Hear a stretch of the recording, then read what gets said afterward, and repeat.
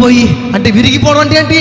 మనసు విరిగిపోయి, హృదయము విరిగిపోయి, బాధతో, దుఃఖముతో, కష్టముతో నలిగిపోతూ, నెమ్మది లేక, సమాధానం లేక, అయ్యో చచ్చిపోతే బాగుండు, అయ్యో ఇక నాకు ప్రాణం లేదు, ఇక నేను బతకలేను, ఇక నేను జీవించలేను, సావే సావే నేను చచ్చిపోతాను అనుకున్నవాడు విరిగిపోయినవాడు, అనుకున్నవాడు నలిగిపోయినవాడు.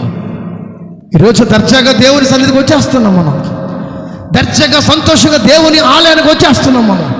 కానీ దేవుడు నీ దగ్గర ఒక బలి కోరుకుంటున్నాడు. దేవుడు నీ దగ్గర ఒక బలి కోరుకుంటున్నాడు.